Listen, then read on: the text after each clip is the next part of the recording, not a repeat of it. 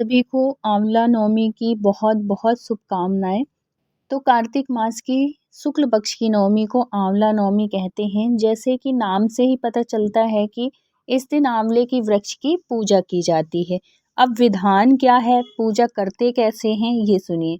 प्रातः स्नान करके शुद्ध आत्मा से आंवले के वृक्ष के नीचे पूर्व दिशा में बैठकर पूजन करना चाहिए।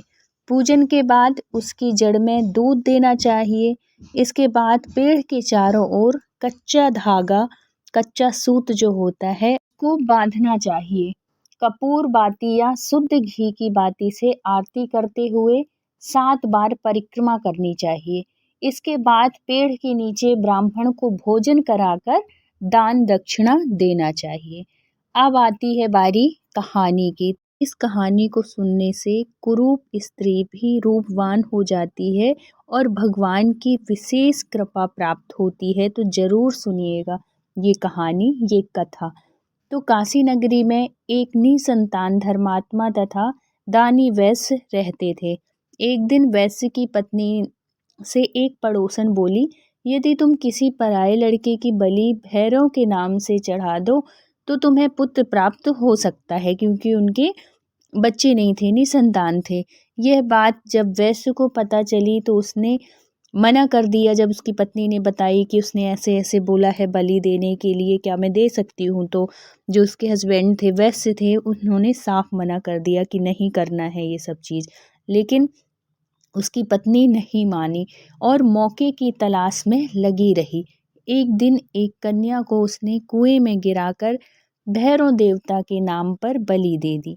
इस हत्या का परिणाम विपरीत हुआ। लाभ की जगह उसके बदन में कोढ़ हो गया। लड़की की प्रेतात्मा उसे सताने लगी।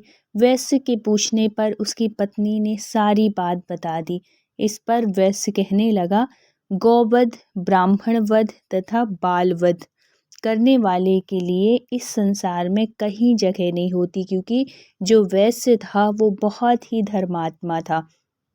इसलिए तू गंगा तट पर जाकर भगवान का भजन कर और गंगा में स्नान कर, तभी तू इस कष्ट से छुटकारा पा सकती है। नहीं तो ये तेरा जो कोढ़ है वो कभी नहीं जाएगा और तेरा जीवन खराब हो जाएगा। तो जो वैश्य की पत्नी थी वो अपने पति की बात मानती है और गंगा के किनारे रहने लगती है।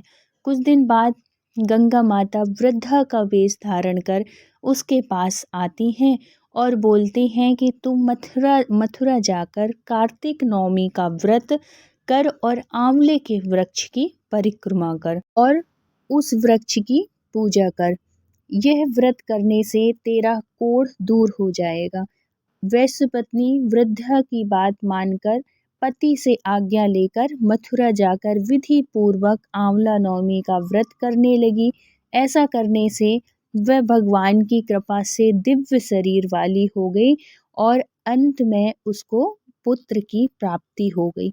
तो इतनी फलदायी है ये कहानी, ये कथा और आंवला नवमी का व्रत, आंवला नवमी का पूजन। जो भी प्राणी आंवला नवमी का व्रत पूजन करता है उसके सभी कार्य पूर्ण होते हैं और मनोवांछित फल की प्राप्ति होती है। तो आप भी जरूर करिएगा आंवला नवमी में आंवला वृक्ष की पूजा, उसके नीचे भोजन बना के करिएगा। अपने आस पड़ोस के लोगों के साथ, घर परिवार ब्राह्मण के साथ बैठ के भोजन करिए, उनको कराइए, दान दक्षिणा दीजिए। इस दिन दिया गया दान बहुत ही फलदायी होता है, किया गया पुण्य कर्म बहुत ही फलदायी होता है। तो वीडियो अच्छा लगा हो तो please like share and subscribe करिएगा, क्योंकि आपके सपोर्ट की बहुत ज़रूरत है। Thank you so much.